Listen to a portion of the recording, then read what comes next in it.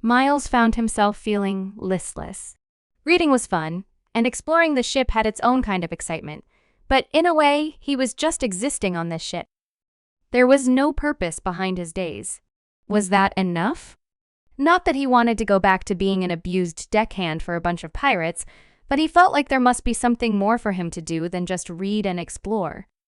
Walking into the rec room, Miles was surprised to see an unfamiliar face. The man looked rough in more ways than one. On the one hand, he looked like he'd seen better days. There were bags under his eyes and stress lines in his face. However, despite that, the man was grinning as if he was quite pleased with everything at the moment. In addition, there was a certain malevolent aura around the man. One Miles knew well. He could tell this man was dangerous. In the past, Miles might have run and hidden from the man, but this time, he was more curious than frightened. Not that he was about to antagonize the man, but he knew that their hosts, John and the others, wouldn't allow anything to get too far out of hand. As Miles was making his assessment, the man seemed to take notice. He stopped his run on the treadmill and took a moment to wipe his face while he gazed curiously back at Miles, clearly making his own assessment. After a moment, the man laughed. "What? They've got kids on this nightmare of a boat too? Man, and I thought I had a messed up childhood. They tormenting you too, or do they draw the line at child abuse?" Miles frowned. "I'm some kid. My name's Miles." The man tilted his head in acknowledgement of his words. "Fair enough, Miles. I'm Elias. But seriously, what are you doing on this nightmare-fueled ship?" Miles shrugged. "Not that it's any of your business, but I was stuck working on a pirate ship they raided and blew up. They took me with them rather than leaving me to die with the rest. What about you? I've been here a while but haven't seen you around until now." The man laughed again. "Me? Well, let's just say I wasn't a welcome guest until recently, but now I'm a regular part of the crew." "Kinda." Miles wasn't sure what that meant, but Captain Carter walked into the rec room before he could ask. The captain looked around and tilted his head. "Man, I haven't seen this room so busy since the last time Eric and Vanessa had a sparring match here. Hopefully, we're all getting along better than that, though."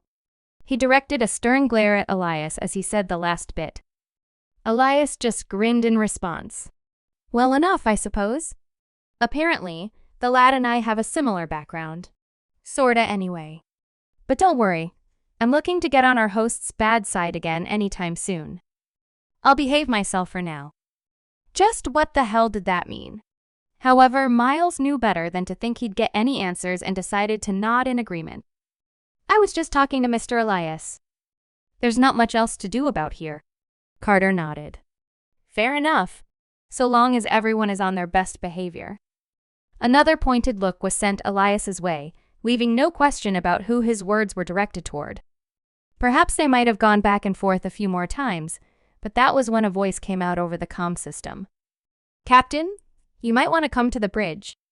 There's something that requires your attention." Carter nodded. "All right, on my way."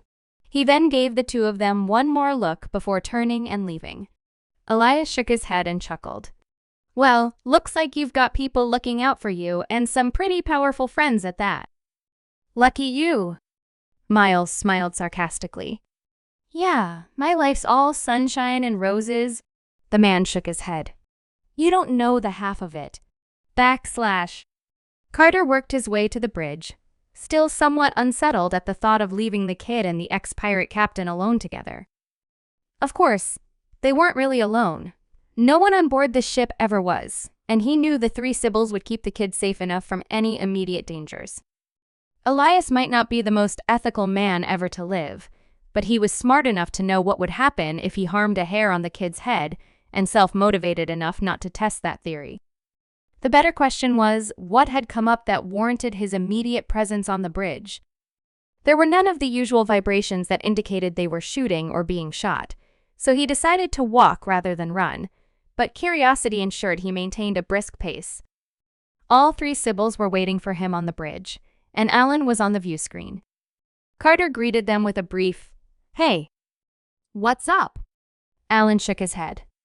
It's probably nothing. The girl interrupted the pirate. But it might be something. Someone accidentally gave away the supplies Alan was picking up for us, and now he's having to visit another station to get the rest of what we ordered. Carter arched an eyebrow. Yeah, that's not suspicious or anything. The girl nodded. Which is why we suspect a trap. We were debating whether to get more supplies or cut our losses and run. Carter absent-mindedly rubbed his chin as he considered their options. Well, it won't be the end of the world if we don't get those supplies, but whoever is setting this up went to a lot of trouble to send us this invitation. I'd hate to leave them hanging. Besides, maybe we can turn this around on them. With some preparation and luck, maybe we can finally get some answers about what's happening here. John certainly seemed interested. Just what are you planning there, lad?